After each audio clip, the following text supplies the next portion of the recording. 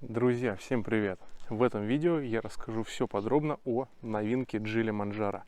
Автомобиль у меня сейчас не мытый. Проехал я на нем 300 километров в одну сторону. И очень меня автомобиль действительно удивил по расходу топлива. Будет отдельное видео на канале с моими тестовыми замерами расхода топлива в разных циклах.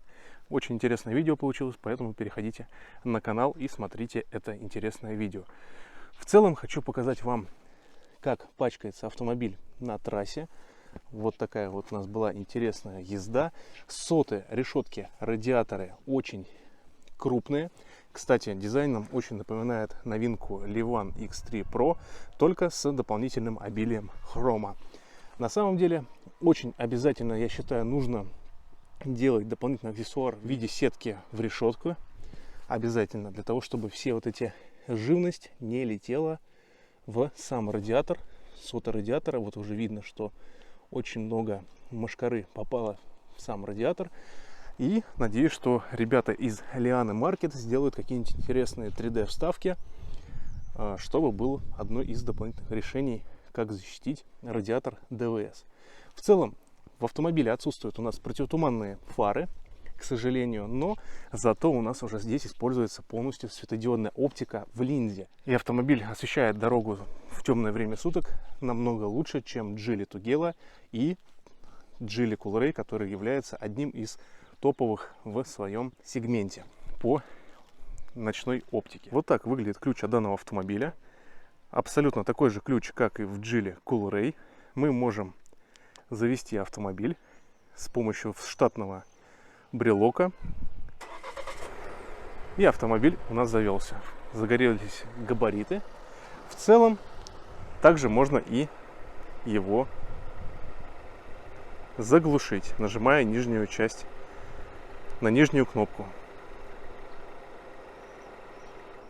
Автомобиль заглушился. Сейчас можно обратить внимание на левую часть, и это у нас работает ближний свет. Он расположен в линзе, и ближе к нам расположена секция дальнего света. Работают они вместе. Если у вас включен режим включения автоматически дальнего, то две эти секции будут работать одновременно.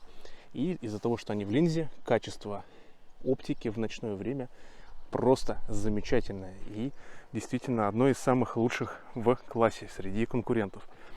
Камеры 360 также оборудованы в данном автомобиле.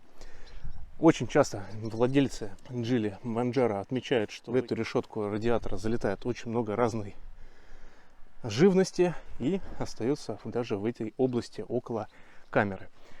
Остекление в автомобиле полностью фуяо. Переднее лобовое стекло у нас имеет полный обогрев лобового стекла, а также есть вот такие водосгоны, дефлекторы для отвода воды с лобового стекла. Сделано все грамотно и правильно. Вот так вы будете видеть свой автомобиль. Кстати, серый цвет замечательный. Оттенок очень похож на корейский серый цвет, но немножко корейцы делают серый цвет более графитовым, немножко потемнее. Здесь же у нас более светлый цвет. Если сравнивать с кулрейевским сатиновым серебром, то он все равно даже светлее, чем тот же самый сатин. На ручках мы видим дополнительные элементы хромированные. По уплотнителям все сделано хорошо. Мы видим, что вся карта двери закрыта пластиком. И шумоизоляция в автомобиле действительно очень даже хорошая. Я бы, если бы приобрел данный автомобиль, не заморачивался по дополнительной шумоизоляции и не делал никаких дополнительных изменений. Только если бы я добавил немножко шумки в двери, чтобы двери у меня были более массивные и звук стал больше объемный. Заднюю часть автомобиля вы будете наблюдать именно в таком исполнении. Она не сильно особо пачкается, но спойлер имеет такую форму, спойлер у нас пластиковый, что здесь все будет у вас оставаться, вся пыль, грязь оставаться над спойлером.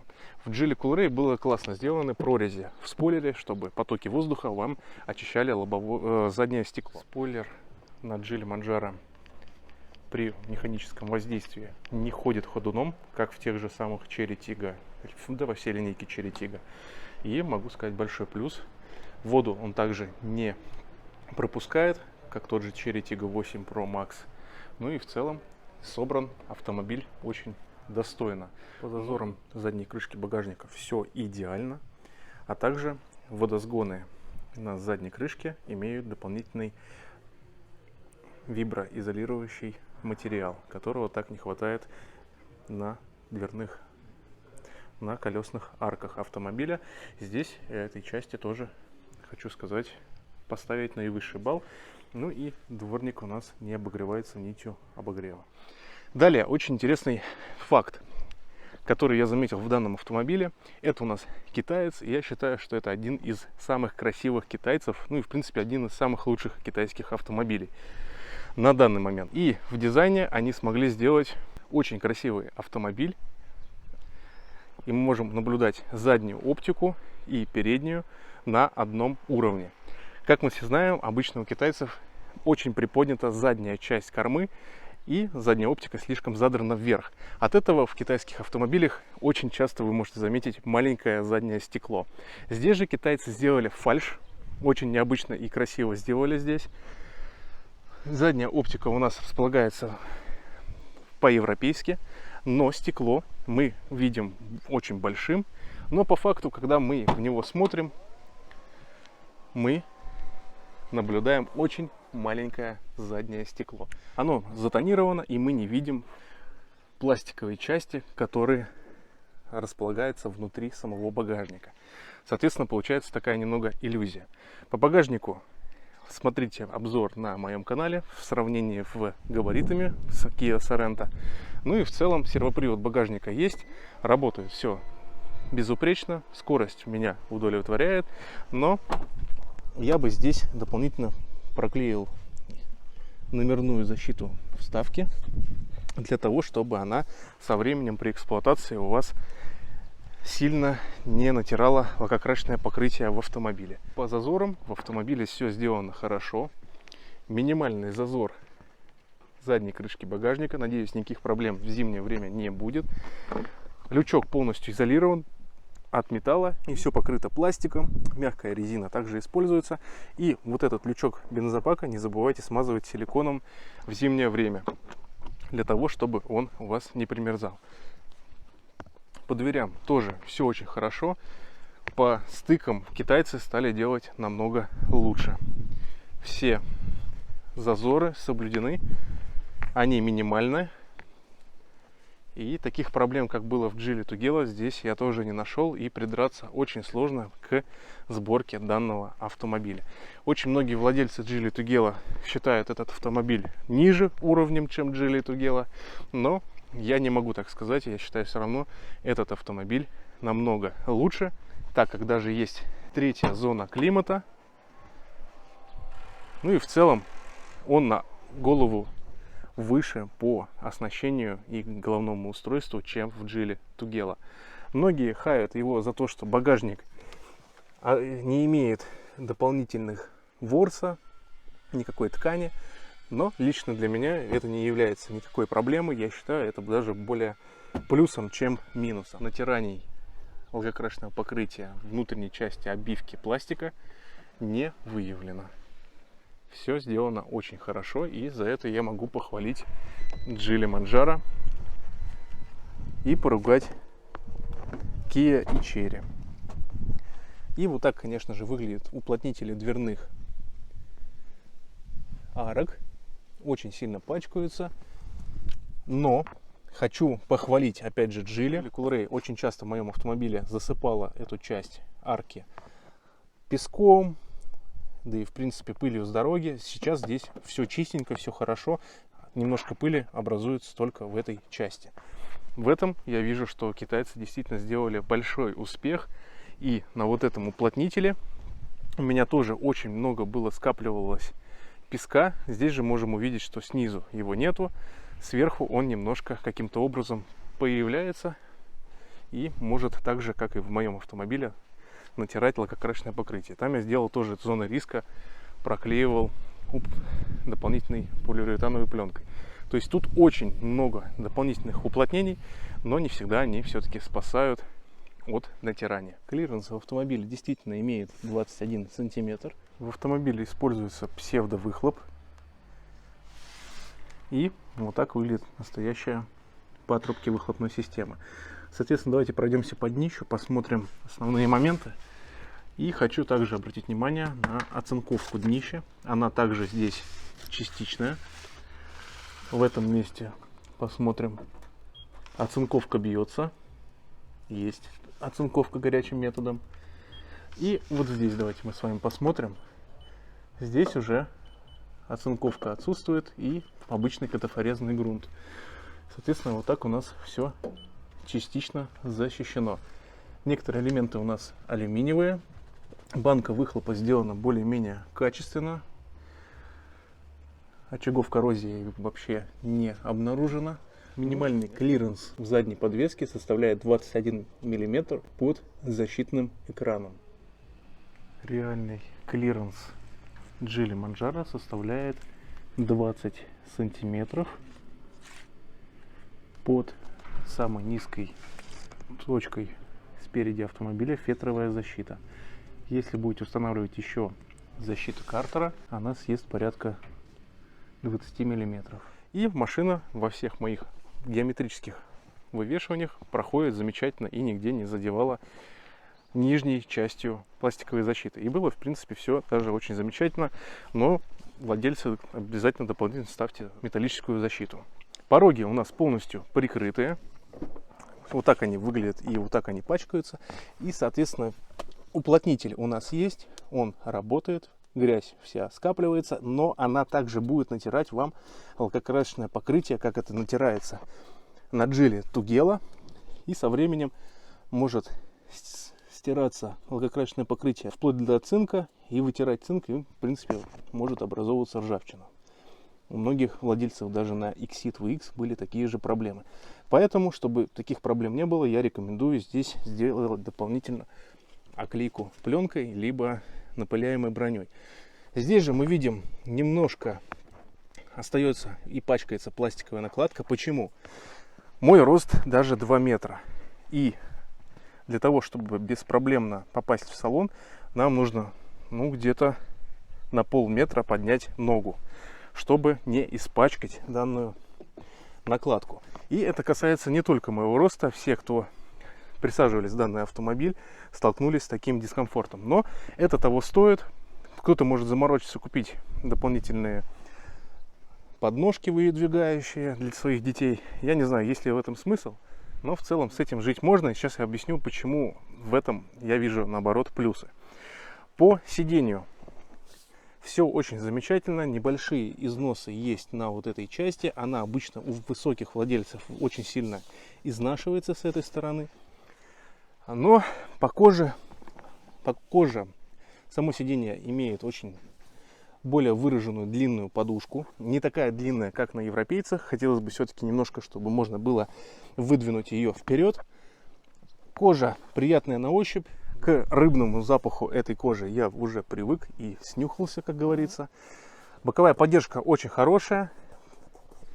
Но по материалам, конечно, у меня есть некоторые вопросы. Но, в принципе, с этим как-то можно жить. Здесь дополнительно мы можем увидеть, что обито дополнительным тканевым материалом, чтобы ничего это не било в поездке. А здесь есть также у нас вставка из ткани. То есть здесь у нас кожа, а здесь, чтобы избежать трения кожи, китайцы сделали ткань. Я считаю, это правильно. Подлокотник, я сомневаюсь, что он из кожи. Скорее всего, это имеется дополнительный что-то в виде прорезиненного материала. Очень скользкий, и он очень сильно отличается от самой кожи. Но это мои догадки, я не могу это утвердить. Строчка здесь настоящая. Тут строчка у нас фальшивая. Но, в принципе, я считаю, это такие мелочи, которые нет смысла заострять внимание. В подлокотнике у нас есть ниша, к сожалению, пустая. Никаких дополнительных бокса с охлаждением здесь, к сожалению, нет. Подголовники без регулировок вперед-назад, только по высоте. Так же, как в Geely Coolray. Но да, в Tugela будет намного лучше. Единственное, вот эти вставки с моим ростом 2 метра, мне с ними очень некомфортно. Вот к ним я не смог привык. Как-то, прям совсем не очень мне понравилось в данном автомобиле, как это реализовано. Есть вентиляция сидений и, конечно же, подогревы в этой российской версии. Вентиляция работает приемлемо. Я бы не сказал, что она слишком дует, слишком или наоборот. В принципе, все работает нормально. 3 ступени есть и работает неплохо. Также есть подрегулируемый поясничный упор. С помощью этого джойстика вы можете настроить. И действительно, я его очень хорошо настроил. Ехать на дальняк очень комфортно в данном автомобиле. А сейчас, друзья, я хочу показать, как реализован пол в Geely Manjaro. Очень низко расположен сам пол. Все остальное это у нас уже имеется вот такая вот шумоизоляция и дополнительный воздуховод для задних пассажиров. Вот вы представьте, насколько у меня туда уходит рука. Пол действительно в автомобиле очень приподнят, но и сидеть в данном автомобиле в Geely Manjaro и спереди и сзади очень комфортно. Большой ряд, большая возможность для регулировок водителя. В пассажирском кресле, в принципе, есть все то же самое, кроме немножко не хватает наклонов самой подушки. Здесь их больше. Вот мы можем увидеть, есть наклон подушки. У пассажира, к сожалению, такой настройки нету. И память сидений работает превосходно. Это самая главная опция, как я считаю, должна быть в любом автомобиле. Мы заглядываем с вами под сиденье, и никакой ржавчины здесь нету, в отличие от тестового автомобиля, который я снимал в автосалоне, который был привезен параллельным импортом. И сами некоторые элементы каркаса сидения, они не имеют окрашенных элементов. И из-за этого начинается коррозия. В целом, друзья, рекомендую это все-таки просматривать. Ну и, соответственно, вы увидели то, что шумоизоляция очень плотная, сделана очень добротно.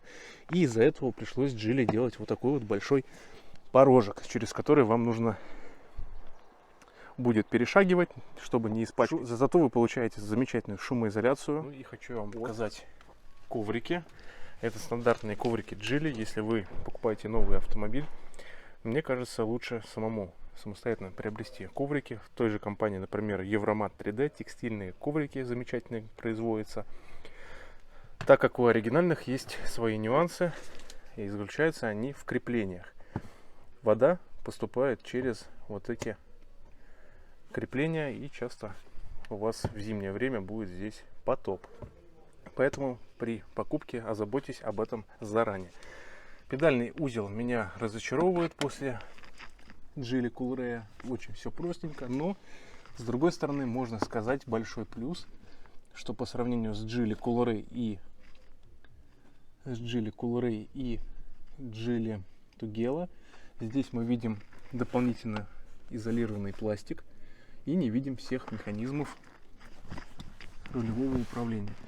Ну и ржавчины я также здесь не вижу. Также очень радует, что Geely не поскупились, оставили подсветку ног водителя и пассажира, а также есть дополнительная подсветка в тоннеле. Выглядит очень элегантно, и света действительно хватает в данном автомобиле. Зеркала в Geely Manjaro оборудованы системой мониторинга слепых зон, звуковое оповещение плюс индикация на вот этой части зеркальца. Также есть повторители поворотников, но если вы выключили в системе звуковые сигналы либо сделали их не максимально тихими, то вы сможете ориентироваться только по приборной панели, включили вы вам нужный поворотник. Бывают такие моменты. Здесь же мы не сможем ориентироваться при просмотре в левое либо правое зеркало, так как у нас он находится с внешней стороны и нету внутренней ячейки. Многие производители делают наоборот, чтобы можно было и внутри автомобиля наблюдать этот момент. Также хочу обратить внимание, что зеркала у нас обычной стандартной формы, как и Kia Sorento Prime. А в Geely Manjaro, если мы сравниваем, то они выведены на самой части, нижней части корпуса. И с помощью этого решения на Geely Tugela обзорность намного лучше по сравнению с Geely Manjaro. Но в принципе стойка не особо большая, но слепая зона все равно присутствует. Есть у нас складывание зеркал. все работает прекрасно. Зеркала хорошего объема. Но, что меня удивило, с легкостью мы можем вывернуть вот так зеркало. Интересно, зачем это сделали китайцы, я, честно говоря, не знаю. Ребята, напишите в комментариях, что вы думаете по этому поводу. Двери у нас оборудованы бесключевым доступом. И можно сделать так, чтобы при закрытии у нас закрывался и люк, и нужные вам все элементы остекления. А теперь мы открываем машину и видим такую ситуацию. Тут встречает меня мой любимый уплотнитель, который в влажную погоду очень сильно собирает всю влагу, впитывает, и, соответственно, там начинается образование коррозии, так как часто в автомобиле внутренние части капота не оцинкованы. Вот, например, петля, да, вот мы видим FE, цинка нету, а на нижней петли двери есть уже оцинковка. То есть с этим элементом проблем не будет, а вот здесь возможны начинания образования коррозии, обычно на моментах стыков. Также хочу обратить ваше внимание на элементы хромов. Вот она, хромовая накладочка, и крепится она тупо на двухсторонний скотч. В принципе, возможно, многие производители делают так же, но мое мнение, просто об этом вас заранее проинформировать. Ну и, конечно, вот эти места сварки, я считаю, обязательно делать внутреннюю часть скрытого антикора, скрытых полостей, там, где все сварные швы, потому что герметика максимально мало, и эти места внутренних частей крыла переднего обязательно надо делать дополнительную антикоррозийную обработку. В Geely Coolray на второй год владения образовывалась ржавчина в подкапотном пространстве на местах стыков. Здесь небольшая коррозия, в принципе, видна. Я думаю, вы ее видите. Нижняя часть у нас оцинкована, а там, где у нас коррозия, я сейчас попробую замерить. Да, друзья, в этом месте у нас не оцинкованный металл, и уже даже на новом автомобиле образуются элементы коррозии. Вон там на стыке. Поэтому это большой минус китайцев, что частично они оцинковывают автомобили, используя катафорезный грунт и метод горячей оцинковки. Но при этом, если бы было обильно в этих местах герметика, я думаю, мы бы не наблюдали очаги начала коррозии. Гарантия от сквозной коррозии на Geely составляет 5 лет. В правой части автомобиля ситуация намного лучше, и на этих местах ржавчины не обнаружено. Автомобиль частично оцинкован горячим методом оцинковки. Крыша, днище только имеют обычный катафорезный грунт.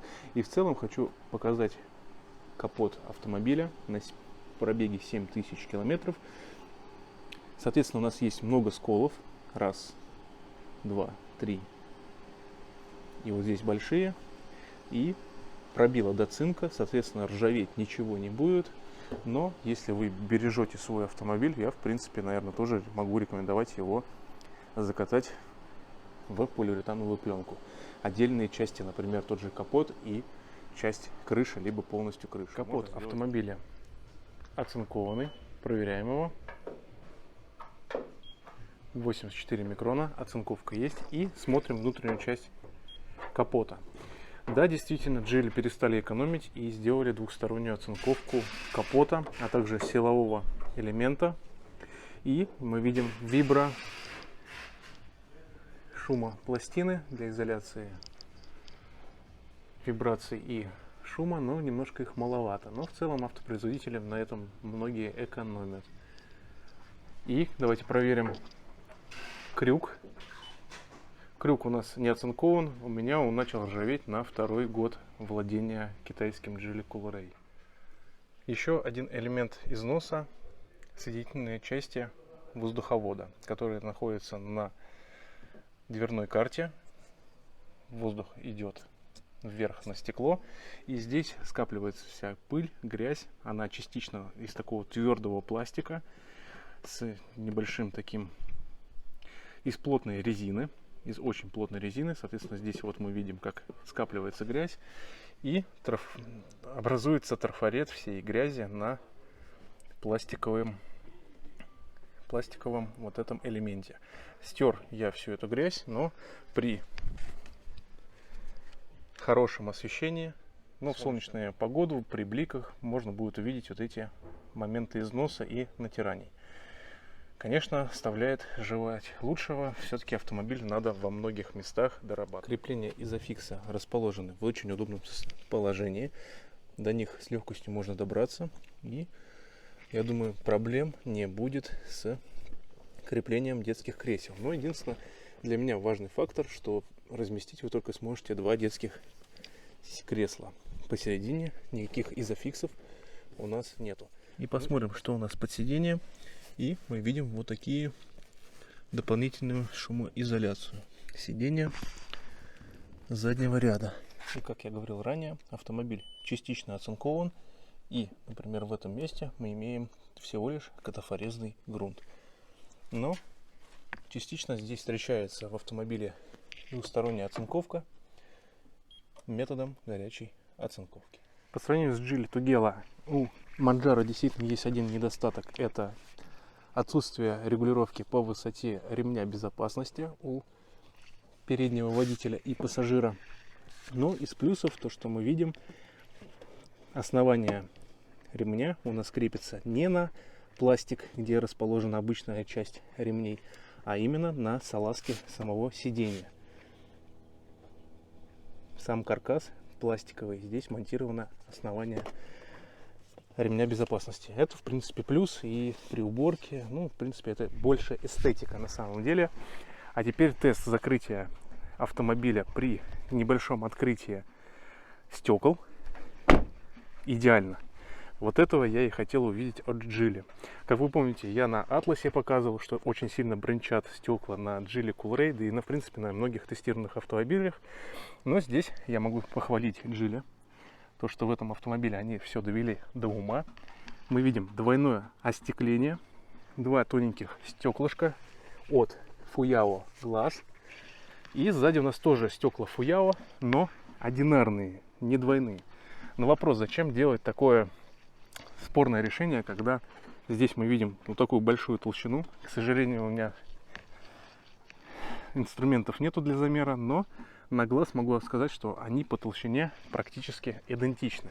Ну и в целом при закрытии даже задней двери ничего не бренчит. Вибрация, конечно же, идет от стекла. И в принципе, вот если вот сильно нажимать, мы видим, что просто немножко об пластиковую накладку начинаются у нас вот такие движения. Но при сильном закрытии, либо если вы будете ехать с немного открытым окошком по плохим неровным дорогам, в принципе, будет все очень хорошо и комфортно. Никаких вибраций, как на Geely Coolray, вы здесь, в принципе, не будете чувствовать. Также хочу сказать по поводу шумоизоляции. Мне показалось, ее достаточно в этом автомобиле, хотя, в принципе, каждому может быть по-своему, но этот автомобиль я оцениваю на стоимость 2,8 миллиона. Учитывая, что Geely Coolray стоил 1 450 000 на старте продаж максимальной комплектации, а Manjaro сейчас стоит у нас 5 миллионов. Соответственно, по текущему курсам у нас максималка на Geely Coolray 2,600-2,7 миллиона. Практически 2 цены получается Manjaro. Поэтому, если вспоминаем старые цены, то где-то 2,8, 2,9 это идеальная цена за данный автомобиль. Это личное мое мнение, потому что больше 3 миллионов, я считаю, очень неправильно покупать китайские автомобили, столько они не стоят. Все-таки европейское качество есть европейское качество, но это личное мое мнение, и об этом я буду показывать на своем канале. Я купил бэушный Peugeot 5008, и, соответственно, буду показывать все плюсы и минусы автомобиля и владение его без гарантии на своем канале. Поэтому не забудьте подписаться на канал. Я думаю, многим будет это интересно. И в целом буду, конечно же, сравнивать китайские интересные автомобили и их решение в автомобилестроении. В целом хочу также похвалить Geely за то, что они оставили хром. Все хорошо. За ним обязательно надо ухаживать. На автомобилях Geely не любят воздействие наших реагентов дорог, поэтому есть специальные очистители от компании, например, АВС для хрома. И в целом им можно обрабатывать хромированные элементы данного автомобиля, и он будет у вас в идеальном состоянии. Здесь мы видим силуэт Volkswagen Tiguan, а также BMW X3, X5. Сделан очень приятной резиной, основные вставки. Ну и в целом я хочу похвалить, что они также оставили пластик в этих элементах. На атласе используется пленка, и под пленкой, учитывая наши реальности, наши реагенты, очень часто спучивается краска. Здесь таких моментов не будет. Металл защищен пластиком. Единственное, если вы покупаете данный автомобиль, желательно сразу вот этот глянец затянуть с дополнительную полиуретановую пленку. Можно сделать матовую, можно сделать глянцевую, но в целом многие владельцы, покупая Geely Manjaro, обтягивают его матовой пленкой. Я, наверное, внес этот тренд на китайские автомобили, потому что действительно они смотрятся намного эффективнее и очень элегантно, так как в автомобилях очень красивый дизайн у Geely. Да и в целом, наверное, сейчас у всех китайцев матовая пленка подмечает все штрихи дизайна и дает немножко такой маскулистости. И этот автомобиль действительно классно покупать в сером, белом и черном цвете, делать оклейку в прозрачный полиуретан. В среднем это стоит в районе 230 тысяч. Да, ребята, многие удивлятся от данной цены, но это стоит того, потому что в данном автомобиле не оцинкована крыша, и в принципе даже в местах, где есть оцинковка, владельцы Geely Tugela и Geely Coolray вам скажут, что очень много брака покраски. Даже на Tugela. При разборке многие ребята выявляют брак покраски и образование коррозии на крышке багажника, на внутренней части бампера. Ну и в целом, как эти моменты начали появляться, ребята начали отстаивать гарантию, и вроде как Geely одобряет такие моменты и локально перекрашивает элементы. Очень много жучков образуется в автомобиле, поэтому пленка действительно вас спасет.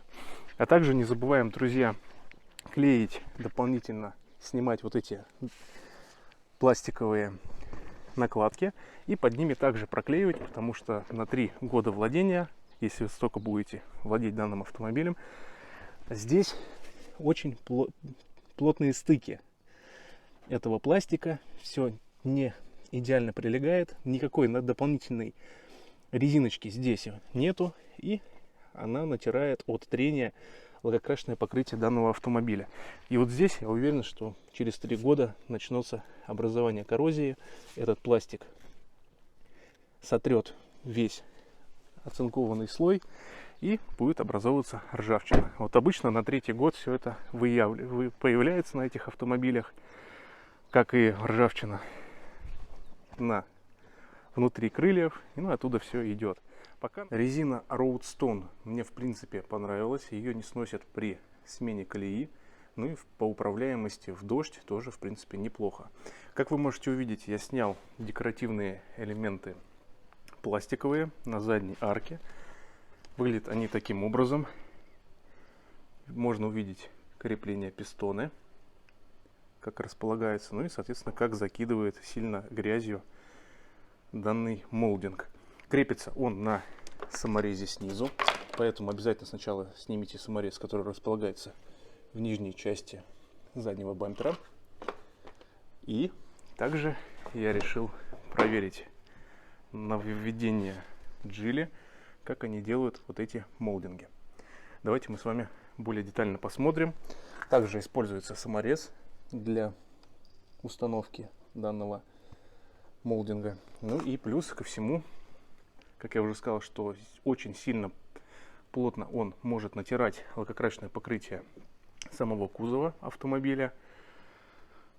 Поэтому нужно делать обязательно защиту антигравийной пленкой. Сейчас вот так все это пачкается, пыль все-таки через молдинг поступает на кузов, и, соответственно, любые пылинки, песок имеет трение лакокрашенного покрытия. И сейчас я протру и посмотрим, что на автомобиле всего лишь 7000 километров пробега.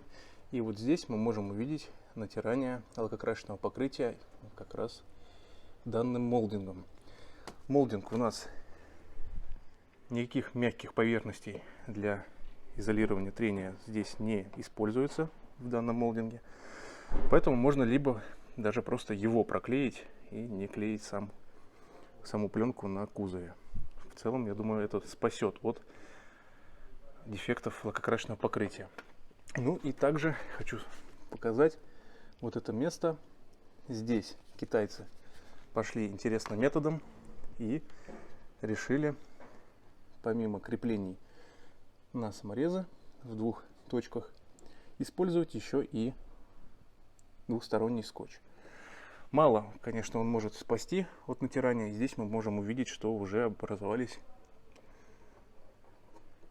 вот такие маленькие дефекты по ЛКП. Почему я акцентирую на этом внимание? В автомобилях Geely на 3-й год эксплуатации, ну, у кого-то, может быть, даже и раньше, у меня такая же ситуация была, начались дефекты по ЛКП, и краска начала просто-напросто отваливаться со временем, и арки страдают в первую очередь больше всего. Ну и на Atlas обычной версии часто здесь уже начиналась ржавчина, хотя там тоже есть оцинковка в этих местах. В общем и целом, если вы будете использовать автомобиль больше 3 лет, обязательно займитесь устранением данных дефектов, когда автомобиль еще новый. Если вы будете использовать автомобиль менее 3 лет, не парьтесь и, в принципе, радуйтесь его вождением, кайфуйте, а потом уже продавайте с такой же проблемой. Я думаю, большинство владельцев даже не будут исправлять заводские определенные косяки. Но то, что, конечно, скотч они здесь сделали двусторонний, я очень сильно удивлен. В том же Тигуане используется более толстый пропененный материал, который изолирует трение пластика об лакокрасочное покрытие автомобиля. Кузов в этих местах оцинкован и имеет лакокрасочное покрытие в районе 100-90 микрон. Но в целом, друзья, если вы хотите поменьше ездить к дилерам и перекрашивать элементы, при продаже это очень сильно будет влиять на стоимость автомобиля, если вы покрасили. Ну и также имейте в виду, что дилеры не всегда делают качественный ремонт по покраске, потому что у многих даже нету покрасочных камер для правильного выполнения работ. Задний дворник точно такой же, как в Geely Coolray. Я все жду момента, когда он начнет ржаветь. Интересно, насколько хватит этого дворника до образования коррозии. В целом, вот такие вот моменты основные. Но опять же, я повторюсь, даже оклейка пленкой стоит своих денег. Но если, в принципе, вы не хотите оклеивать пленкой, можете оклеить зоны риска, либо есть сейчас новинка жидкий полиуретан. Я хочу сделать нанесение жидким полиуретаном на своем автомобиле и рассказать вам более подробно на канале. Колесные диски имеют матовый оттенок, очень красивое сатиновое серебро. И хочу еще также отметить тот факт, что уплотнительные резинки сделаны очень грамотно, они не пропускают ни грязь, ни воду вовнутрь двери. По сравнению, как это было в Chery Tiggo 8 Pro Max, видео у меня есть на канале, как там вся грязь проникала через резиночки. Здесь все сделали китайцы. В целом, если прошить головное устройство, будет дополнительный классный функционал для настроек Viper FX. Ну и также, я думаю, что компания GM Custom сделает свою замечательную прошивку для данного автомобиля, и вы будете кайфовать этим автомобилем, благодаря тому, что будет очень хороший расширенный функционал действий для вас. И вы сможете устанавливать разные программы, ну и самое главное, вы сможете настроить и отключить анимацию в автомобиле, чтобы оно работало все быстрее. В целом, по дверным картам я хочу сказать, что двери в меру тяжелые, немного легкие стопора. Задняя дверь у нас открывается не так широко, как хотелось бы. И стопора, ну, в принципе, на этой двери держатся нормально. В предыдущем обзоре данного автомобиля из Китая стопора задней левой двери работали ужасно. Здесь все работает хорошо. Работа стопоров на задних дверях. Открываешь дверь, машина немножко в уклон стоит, и вот такая фигня. Не очень удобно. Держат они задние двери очень плохо. С передними проблем таких я не выявил. Также я не могу назвать этот автомобиль премиальным, и в принципе, что он оправдывает свою сумму в 5 миллионов, так как здесь даже отсутствует дополнительный контур-уплотнитель от влаги и грязи, но, собственно, на самом деле для более лучшей шумоизоляции в автомобиле. Ну, я бы добавил бы немножечко дополнительной шумоизоляции для дверей, для того, чтобы просто был еще объемнее звук с акустикой Bose. Но это моя такая придирочка. Также хочу обратить ваше внимание, что есть память сидений. Работает она хорошо. Вроде косяков я не заметил таких, как с Geely Tugela. И действительно у меня включена настройка для того, чтобы при посадке сиденье отъезжало назад. Либо наоборот, когда вы выходите из автомобиля, сиденье начинает двигаться назад. В принципе, за момент теста такого не было, чтобы машина забывала отодвинуть назад. В Тугеле было очень много таких проблем. Дверь багажника можно открыть нажатием на кнопочку. В дверных картах у нас отсутствует дополнительный карпет. Ни спереди, ни сзади. Китайцы, к сожалению, экономят, но для Китая этот автомобиль является средним классом, как для нас Kia Sorento в свое время. Соответственно, вот да, Kia Sorento, и вы можете увидеть, что у них цвета даже очень сильно похожи с данным автомобилем. Передняя часть имеет прорезиненный пластик, не такой мягкий, но в принципе немножечко мягкий, так же как это делается и в автомобиле Geely Coolray. Подсветка используется только на передних дверных картах, сзади она отсутствует. Ну а здесь я хочу показать вам унификацию с Chery Tiggo 8 Pro, 8 Pro Max. Эта дверная карта, а именно вот этот элемент ручки, точности повторяет Chery Tiggo. Только отличие, что здесь у нас используется глянец, более маркий. Все, кто будет пользоваться ногтями с данным блоком, очень будет сильно царапать этот рояльный черный лак. Ну и все эти недочеты будут очень видны на солнце. Здесь же мы видим двойную такую интересную строчку. Цвета красно-синий-белый. Ну, немножко, конечно, странно это выглядит. Если не присматриваться, то, в принципе, пойдет. Но в любое время вы можете на этом засмотреться. Ну, конечно, смотрится немножко странно. Но про ручки я сказал, это реально прям копия Chery Tiggo 8 Pro Max. Сзади точно такой же блок, но в Chery используется матовый soft touch пластик. Очень приятный на ощупь и более износостойкий. И сравнение, конечно же, с Chery Tiggo 8 Pro Max. Этот автомобиль, я считаю, он мега надежнее. Насколько я видел, никаких проблем у владельцев не было с обогревом лобового стекла. В отличие от Chery и Exit. Chery Tiggo 8, Exit VX. У них очень часто по гарантии меняют лобовое стекло, которое стоит в районе 120 тысяч, за то, что у них частично перестают работать нити обогрева. Хотя здесь также используется Fuyao Glass. Это одни из среднебюджетных стекол, но сейчас у нас в машинах за 5 миллионов стоят именно такие стекла. Ну и в принципе такие же остекления и стоят в BMW. Чего греха таить. Но в целом средние стекла, конечно, европейские стекла будут более надежные. Возможно, вы со мной поспорите, но я фанат стекол AGC. Они, я считаю, самые из крепких. Ну и в отличие от, опять же, Chery, здесь я считаю, что будет намного меньше проблем, и вы будете меньше ездить к дилеру. Но ездить вы по-любому будете, я вам как владелец Geely говорю. В моем автомобиле был Geely Coolray, поменял на 20 тысячах пробега вентилятор ДВС, перестала работать первая скорость. Амортизаторы я поменял на автомобиле, также с пробегом около 24 тысяч. Люк поменял в сборе на пробеге 14 тысяч. Он перестал уже закрываться нормально. Катализатор поменял и приборную панель. И все это вышло в моем автомобиле, который стоил 1 450 000, около 1 000 000 рублей по гарантии. все это было очень сложно доказать, что были гарантийные случаи. Что-то меня меняли как люк 4 месяца, что-то как катализатор около месяца согласовывали и особо не хотели менять. В целом надо отстаивать гарантию при владении автомобилем Geely. Но я скажу, что в Chery, если сравнивать данные автомобили, вы будете чаще обращаться к дилеру по мелким всяким проблемам, когда у вас руль стоит криво или что-нибудь там не затянуто в подвеске или опять же в рулевом механизме. Chery, они более лояльно ко всему идут к своим клиентам, но косяков в автомобиле намного больше. Здесь же Geely видит, что автомобиль превосходный, им очень сложно признавать гарантийный брак, так как считают, что свои автомобили они идеальны.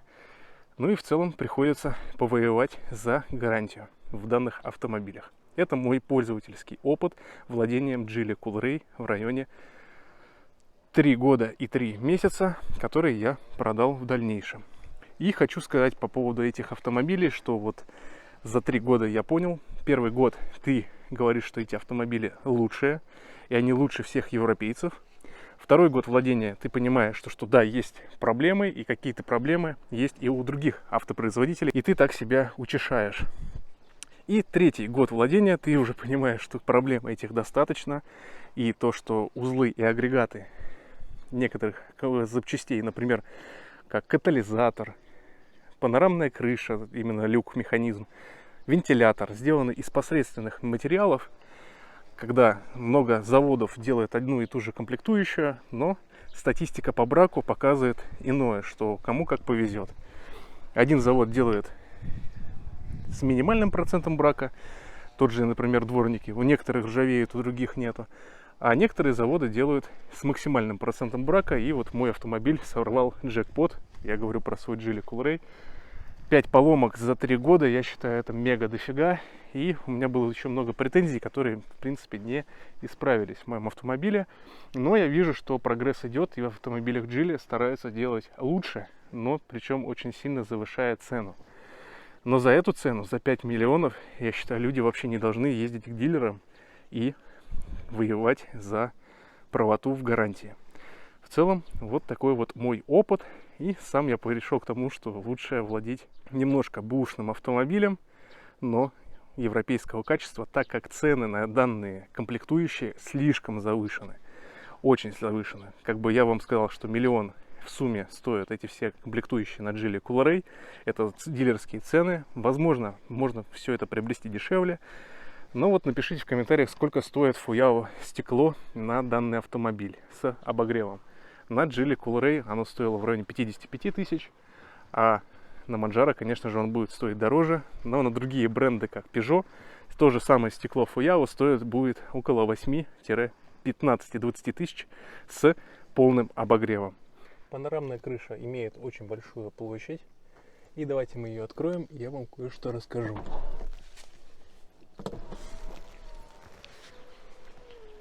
На удивление мне показалось, что она открывается очень медленно. На Coolray действительно она была намного быстрее.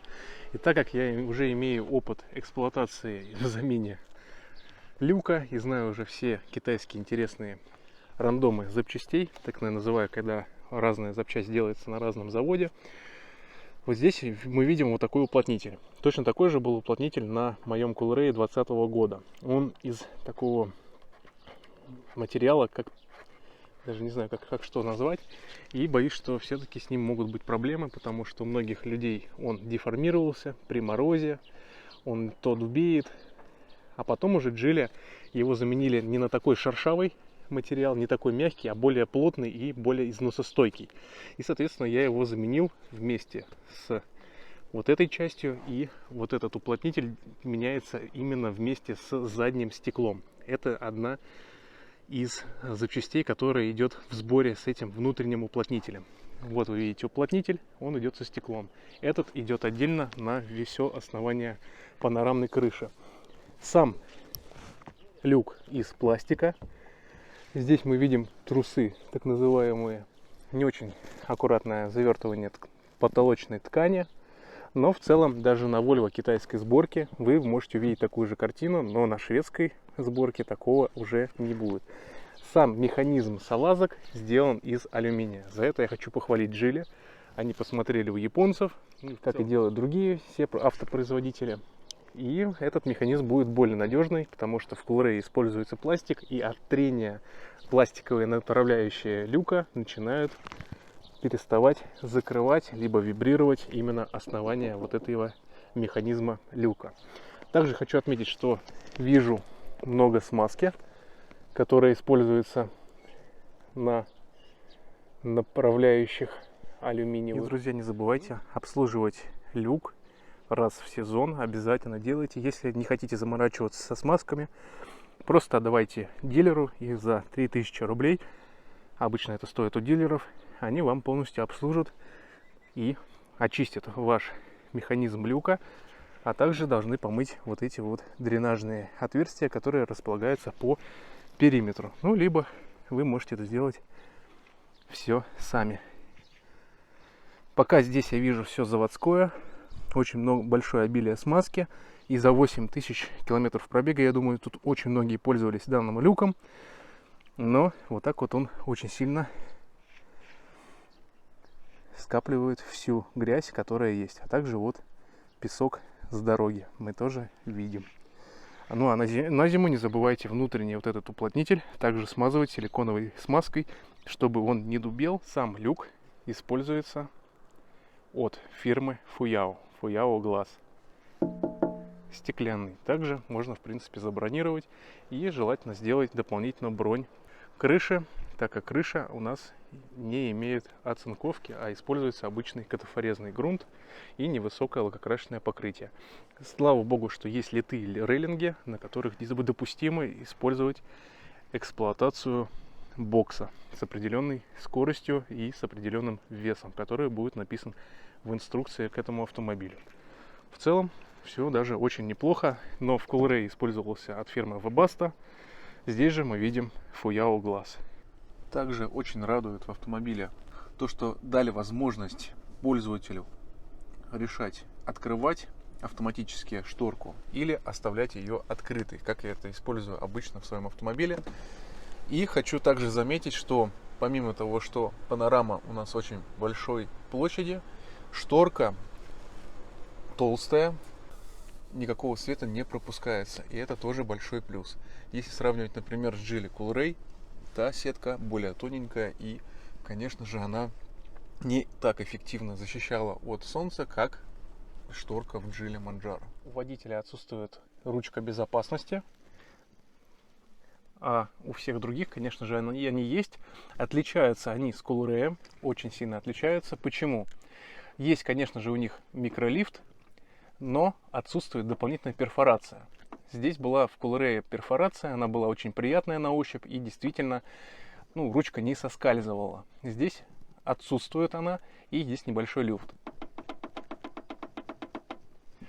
Так, посмотрим на задний правый. Тоже есть такой люфт, но в Coolray, лично в моем автомобиле, такого люфта не было. Косяки Geely Manjaro, которые именно касаются данного автомобиля. Первое, что мне очень не нравится, что очень сильно убрали и упростили приборную панель. Помимо того, что она стала сделана из такого глянцевого пластика, тут не хватает какого-то дополнительного лака на этом пластике. Мы видим, всякая пыль с легкостью здесь оседает. Реальная эксплуатация данного автомобиля и очень сильные царапины. Не такие, конечно же, как в Chery Tiggo разных поколений. Там очень сильно прям совсем изнашивается пластик. Здесь же, конечно, они не продумали, но это решение не на 5 миллионов, как я считаю, в данном автомобиле. Следующее, что очень не нравится, вам постоянно нужно выключать автозапуск при того, как вы глушите автомобиль. Автозапуск у вас, настройка выключается. И самое, что неудобное в этом автомобиле, это автохолд. Для того, чтобы им пользоваться, вы должны заходить в настройки автомобиля. Это все, конечно же, очень долго активируется. И здесь включать автохолд. Только через настройки, либо через шторку, просто почему-то сейчас через шторку она у меня не активируется. Вам придется включать эти быстрые настройки. И я считаю, это очень неудобно и неправильно реализовано в данном автомобиле. Ну, а теперь киллер фича. Обратите внимание, сейчас выключены габариты, у нас ничего не видно на приборной панели. Также хочу отметить, что противотуманные фары у нас отсутствуют. Джойстик точно такой же, как и в Geely Coolray и Volvo XC40, в Geely Atlas и других автомобилей бренда Geely. Таким образом вы поливаете заднее стекло, и вот эта кнопка находится в очень неудобном положении. Вы постоянно ее нажимаете, если тянетесь, например, вот как я, в эту секцию, и вы случайно включаете дворник. Соответственно, без воды начинается сильный износ стекла, и от этого не особо очень хорошо все происходит. Итак, включаем габариты. Видим, появились габариты. Включаем ближний свет, ближний плюс габариты. Включаем автосвет. Также у нас можно включить автодальний. Автодальний мы видим. И авторежим у нас никак не показывает, что у нас включено. Ближний свет, либо габариты. Мы не можем это понять в светлое время суток. Заходим в настройки. И что здесь интересного? Во-первых, экран яркость дисплея регулируется с помощью вот этого момента. Есть автояркость, день, но я для того, чтобы все это сделало корректно, поставил день. И видите, курсор я меняю, но ничего не меняется. Но при этом яркость дисплея здесь меняется, и яркость дисплея второго у нас также меняется. Здесь все хорошо. Теперь лайфхак. Закрываете датчик автояркости в автомобиле, и у нас появляется, друзья, регулировка приборной панели, и мы все видим обозначения, которые у нас есть. У нас сейчас включено ближнее и дальнее, ближний свет и габариты. Вот так вот удивительно настроено, я считаю, с косяками взаимосвязь автояркости на данном автомобиле. Вот напишите в комментариях, кто эксплуатирует автомобиль зимой, как работает климатическая установка, не жарит ли климатическая установка.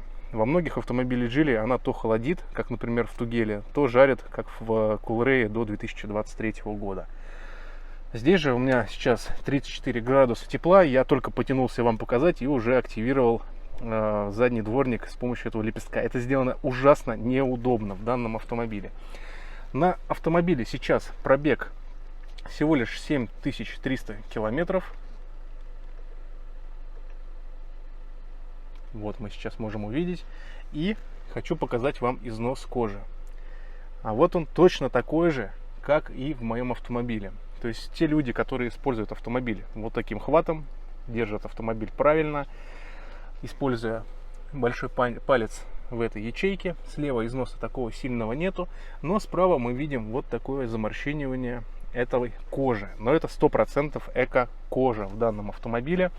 Она мягкая, но сшита в принципе неплохо, но вот так вот сильно она изнашивается от хвата. Но в целом, смотрите, при покупке автомобиля, здесь, слава богу, по сравнению с Атласом никаких проблем нету, никаких люфтов также я не обнаружил. И на своем автомобиле, увидя такую же картину в этих местах, у меня было чуть-чуть пожестче, но на точно таком же пробеге я уже перешил руль в автомобиле. Просто мне это реально мозолит глаз, я педант в этих планах и в этом качестве, и действительно мне было некомфортно наблюдать такую картину. Также людям, которые используют данный автомобиль, вот сейчас я выключил автомобиль, и у меня сиденье водительское немножко отодвинулось назад, сделано все очень хорошо по сравнению с Тугелой. В Тугеле то отъезжало, то не отъезжало. И приборная панель у меня ЖК. Она не сенсорная, нагревается в принципе не сильно. Есть у нас дополнительный вот такой козырек, но тестируя Exceed LX вот с этим монолитным дисплеем, он нагревался намного сильнее. Здесь же, как я понимаю, в автомобиле используется AMOLED матрица. Она очень... Ну давай заведем хорошо, а тут не отстанешь. AMOLED матрица. В целом работает все более-менее, но, друзья, мне не нравится, что очень заторможенно работает вообще вся система. При переключении каких-то там приложений, когда вы нагружаете систему, она немножко глючит. Даже когда у меня был соединен телефон через мультимедию, у меня бывали паузы, задержки в прослушивании музыки. То есть на 2 секунды музыка выключалась, потом она включалась. Я подозреваю, что это при том, что процессор очень сильно загружен. У него идет обработка информации с одного дисплея, со второго, с третьего. И ему нужно все это как-то обрабатывать. Поэтому я в таких моментах выключаю второй дисплей. Становится намного лучше работа. И когда вы отключаете этот дисплей, система работает чуть-чуть пошустрее. Но тут, конечно, нужна дополнительная прошивка от GMCast, чтобы всю эту анимацию отключить и дать системе более оптимизированных настроек. Также в системе есть проекционный дисплей. Расположен он намного удобнее, чем в Geely Togelo. Сейчас вы его, конечно, в данный момент не увидите.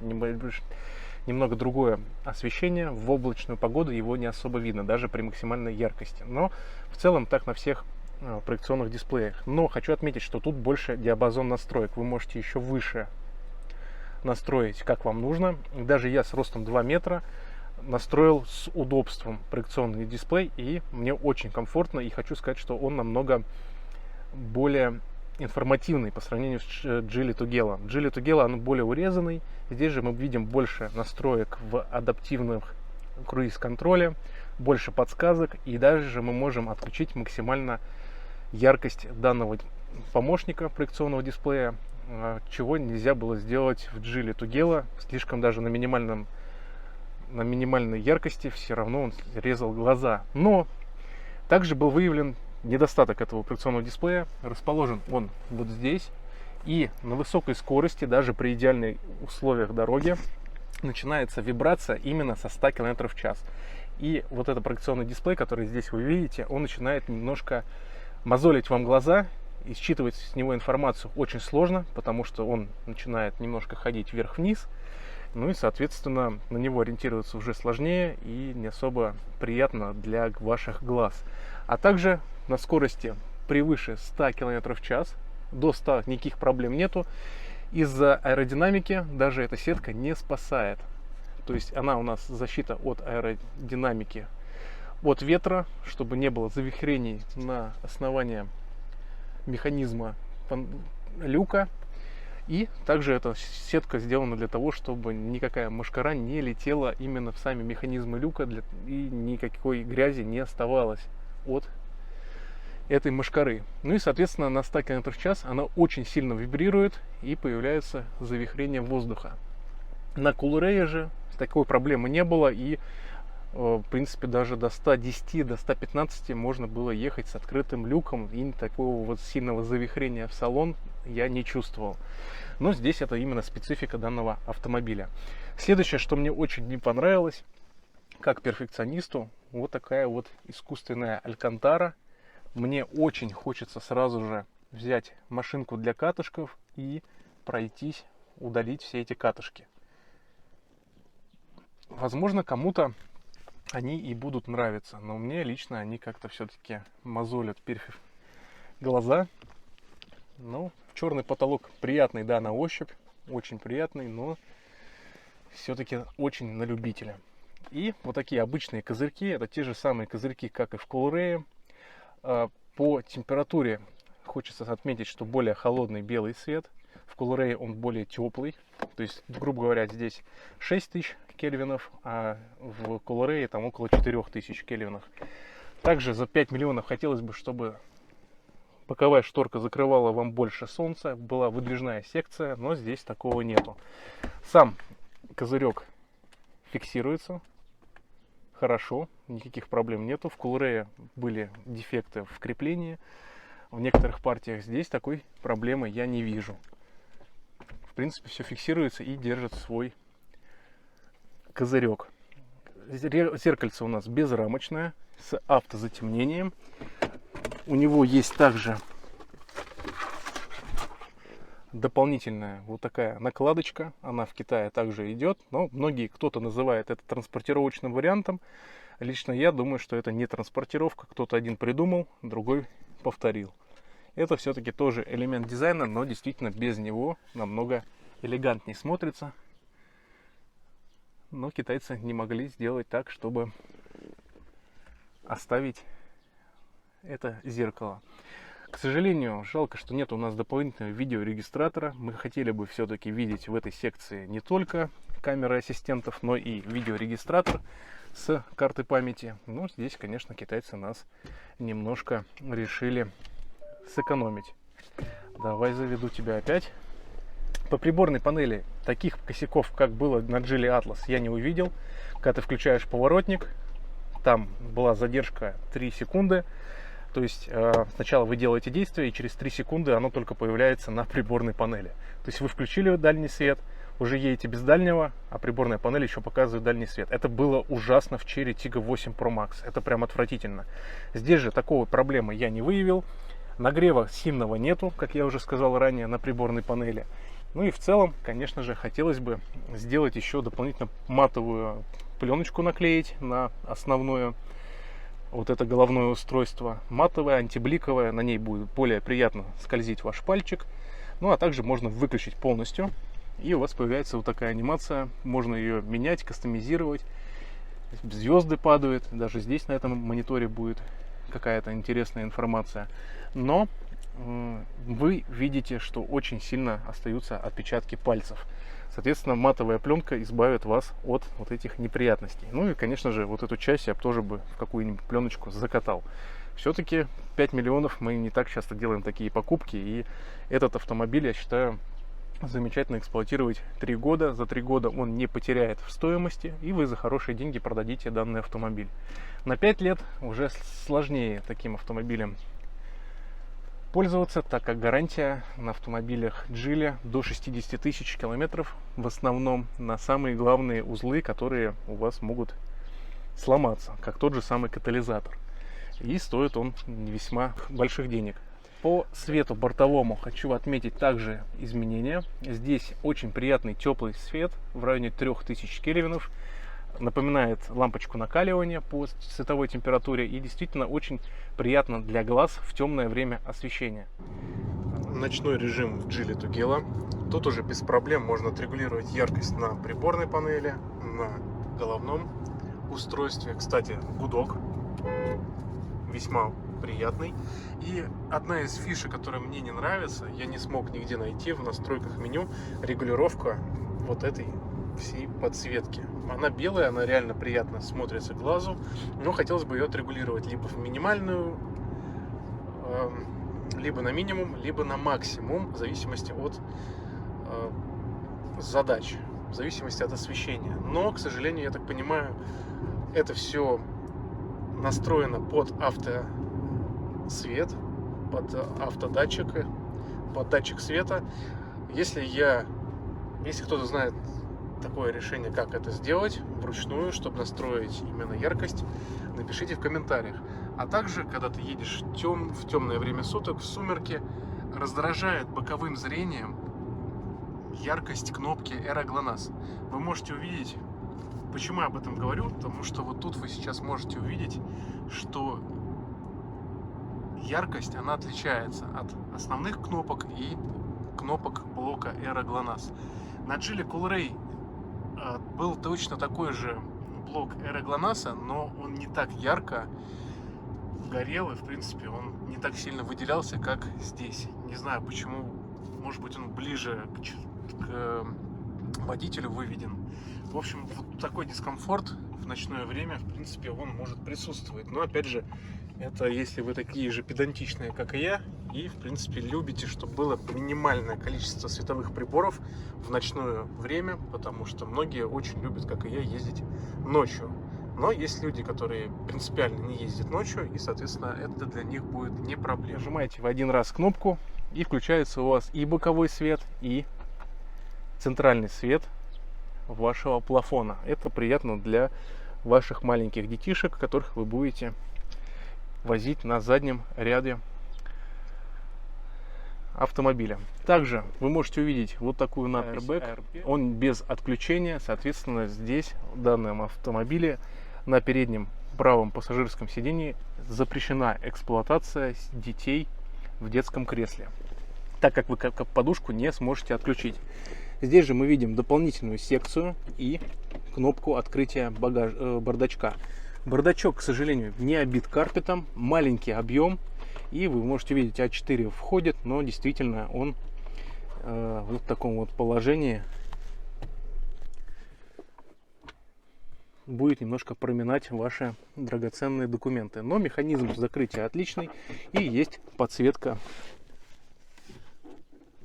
и есть светодиодная подсветка. И здорово, что есть крючочек на 2 килограмма для ваших маленьких пакетиков. Правая. Здесь мы чувствуем то, что немножко ручка не закреплена, есть небольшой люфт.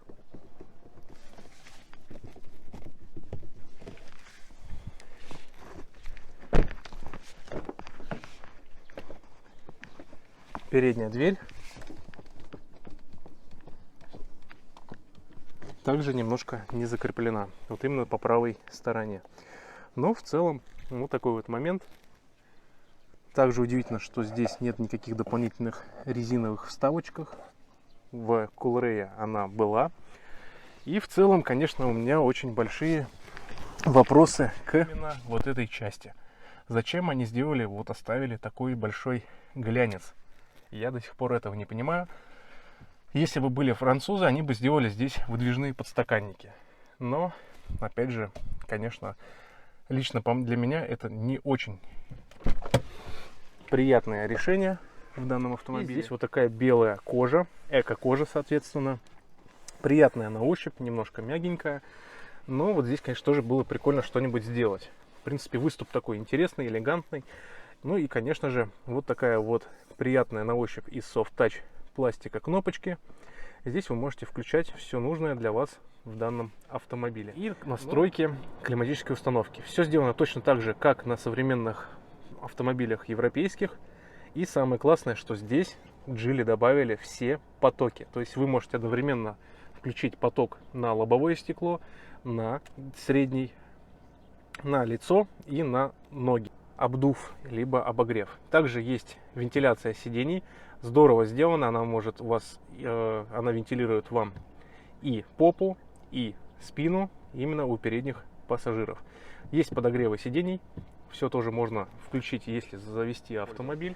Также эта зона является третьей, в отличие от Geely Tugela. Очень многие владельцы Geely Tugela говорят, что Manjaro намного хуже автомобиль, но я с ними не соглашусь. Да, ремни безопасности у нас действительно не регулируются. Да, у нас сделаны хуже подголовники, потому что они имеют меньше возможности регулировок. Но здесь, друзья же, мы можем регулировать только по высоте. Назад мы никак ничего не можем сделать. Но, друзья, ну как вы можете говорить, что Tugela может быть лучше, когда даже в автомобиле Manjaro есть третий ряд вентиляции для задних пассажиров. Третья зона с включением даже подогревов в нужном месте, а не там, где в Geely Tugela. Также отлично хочу отметить, что в автомобиле есть регулировка в двух положениях. Ну и лично для меня огорчает отсутствие регулировок возможности двигать задний ряд сидений. Для меня это очень важно в моем автомобиле, поэтому я заказал автомобиль с возможностью регулировок и изменения багажника в своем автомобиле. Хочу вам порекомендовать холодильник от компании АВС, который вы можете посмотреть и ознакомиться в моем подробном видеообзоре данного холодильника, а также по ссылочке в описании. Также компания АВС делает очень много аксессуаров для автомобилистов. И можете купить, например, вот такое интересное зарядное устройство для аккумулятора. Я лично его взял, чтобы заряжать вот такой вот замечательный детский автомобиль, который, между словом, не может полностью оказаться в багажнике данного автомобиля. И приходится опускать спинку сиденья, и только вот здесь до сюда он у меня выпирает. И по поводу данного холодильника. Тест-драйв пройден, мне очень понравился холодильник. Я довез чернику в целости и сохранности. Он немножко подморозил до минус 10 градусов. И действительно образовался лед в этом холодильнике. Подключается он с помощью провода в прикуриватель, либо от розетки 220 вольт. Но здесь идеальное место для его расположения. Вы можете увидеть, что в принципе сюда мы ставим детское кресло, и здесь у нас используется холодильник. Но дополнительного прикуривателя для заднего ряда здесь нету, друзья, и нету розетки на 220 вольт. Два USB порта всего лишь мы имеем, и мне пришлось все-таки менять позицию, и пришлось мне ставить данный автохолодильник в это место рядышком с маленькой машинкой и пользоваться вот этим вот розеткой на 12 вольт. Ну что же, друзья, вот такой вот обзор на данный автомобиль, качество сборки и исполнения Geely Manjaro российской версии. Напишите, что вы думаете в комментариях по поводу этого автомобиля, стоит ли он таких денег. А от себя я хочу сказать, что данный автомобиль я бы хотел видеть на рынке Российской Федерации ценой в 2,8-2,9 миллиона. Но сейчас мы, конечно же, понимаем, что все цены слишком завышены. Таких цен не стоит ждать. Но в стоимость 5 миллионов, я считаю, это слишком, конечно, завышена цена за данный автомобиль. К примеру, Kia Sorento вот этот стоил 2,4 миллиона всего лишь в 2019 году. Хотя они, можно сказать, одноклассники. Но Kia Sorento Prime мог быть 7-местный. Этот автомобиль исключительно 5-местный, так же, как и в Китае. Полный привод в данном автомобиле замечательный. Поражен управляемостью данного автомобиля. Действительно, можно сказать, что это лучший автомобиль по управляемости среди всех китайцев. И сейчас, я считаю, действительно этот автомобиль одним из лучших среди китайцев. Но, друзья, по поводу покупки. Чтобы вы выбрали купить автомобиль без гарантии, привезенный из Китая, китайскую версию за 3,3-3,5 миллионов, ну даже там варьируется от 3,3 до 4 миллионов, либо купить российскую версию, стоять в очередях и ждать дополнительные, покупать допы, потому что машина, в принципе, сейчас все под заказ, и вам придется какое-то время ожидать покупки данного автомобиля. Но я бы лично выбрал второй вариант именно с гарантией. Зная, что я был владельцем Geely Coolray и зная все их косяки и проблемы, я считаю, лучше такие автомобили покупать именно с гарантией, эксплуатировать их 3 года и на 3-й год их продавать, и чтобы у второго владельца было запас 2 года гарантии. И, в принципе, вы сможете купить за хорошую стоимость и продать либо дороже, чем купили, либо за те же деньги. Таков сейчас у нас рынок. Комплектация мне больше понравилась именно российская. Все эти дополнительные фишки можно прошить в головном устройстве, и все это дополнительно у вас появится. Но вопросов к этому автомобилю, в принципе, у меня еще осталось очень много. Я думаю, что компания Geely в рестайлинговых версиях все исправит, изменит, как они это сделали в Geely Coolray. Но, а так, как это делает Chery, исправляя все косяки в новых партиях, здесь, я думаю, этого ждать не стоит. В целом, друзья, вот такой вот интересный автомобиль Geely Manjaro. Стоимость параллельного импорта очень сильно варьируется от таможенных пошлин, от курса валют. Ну и не бросайте меня камнями, что я считаю такую цену 2,8 миллиона оптимальной для этого автомобиля, потому что я покупал автомобиль Geely Coolray за 1 450 000 при одном курсе, а когда он начал стоить 2 650 000, курс был еще дешевле, чем я брал свой автомобиль с курсом 1 450 000 рублей. Вот такая статистика российского рынка автомобилей. Она очень сложная, но такой вот российский авторынок, которого практически уже уничтожили монополисты среди китайских автомобилей. Друзья, всем большое спасибо за просмотр этого ролика. Всем огромной удачи, здоровья и пока.